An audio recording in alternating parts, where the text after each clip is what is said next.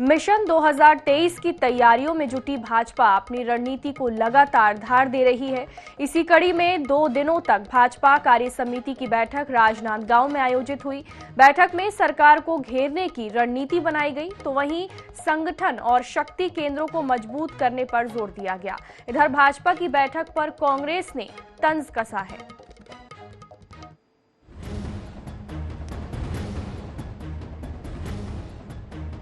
छत्तीसगढ़ प्रदेश भाजपा कार्य समिति की बैठक राजनांदगांव में संपन्न हुई। बैठक में छत्तीसगढ़ के प्रभारी ओम माथुर और सह प्रभारी नितिन नवीन ने 2 दिनों तक मैराथन बैठकें कर प्रदेश पदाधिकारियों के साथ रायशुमारी की और आगामी दिनों में सरकार को जिन मुद्दों पर घेरा जाना है उसकी रूपरेखा तैयार की। भाजपा आगामी दिनों में प्रधानमंत्री आवास गरीबों को दिलाने के लिए पदयात्रा करेगी। भाजपा विधानसभा क्षेत्र में विधायकों का घेराव किया जाएगा। धर्मांतरण पर बस्तर से लेकर राजधानी तक धरना प्रदर्शन किए जाएंगे। लोकसभा प्रवास अभियान शीघ्र पूरा करने की रणनीति बनाई गई। प्रधानमंत्री के परीक्षा पर चर्चा को सफल बनाने पदाधिकारियों को जिम्मेदारी सौंपी गई है। भाजपा की 2 दिनों की मैराथन बैठकों पर भाजपा प्रदेश अध्यक्ष अरुण साव ने कहा है कि बैठक में संगठन की मजबूती से लेकर आंदोलन करने तक की रणनीति बनी है।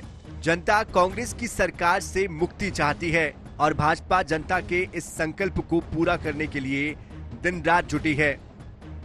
राजनांदगांव में भारतीय जनता पार्टी के प्रदेश की पदाधिकारियों की 2 दिवसीय बैठक आहूत की गई है। इस बैठक में हमने पार्टी के चल रहे अभियानों की अब तक की प्रगति की समीक्षा की है और आने वाले आगामी कार्यक्रमों की रूपरेखा और रचना हमने बनाई है। भाजपा की बैठकों पर कांग्रेस ने तंज कसा है। मंत्री अमरजीत भगत ने कहा है आदिवासियों के समक्ष इनकी स्थिति खराब हुई है। पीसीसी चीफ मोहन मरकाम ने कहा कि 15 सालों तक गरीबों की चिंता करते तो भाजपा की ऐसी दुर्गति नहीं होती। ना इनके पास आदिवासी है, ना किसान है, ना पिछड़ा है। अब इनका केमिस्ट्री बिगड़ा हुआ है। तो इसी प्रकार के जो लोगों को भ्रमित करने वाले जो प्रश्न है, जो बात है, राज्य सरकार का जो केंद्र से प्राप्तियां है उसको रोक के आप रखोगे, विकास काम को प्रभावित करोगे। 15 साल छत्तीसगढ़ की जनता के हित में चिंतन मनन की होती तो ये भारतीय जनता पार्टी का ये दुर्गति नहीं होता।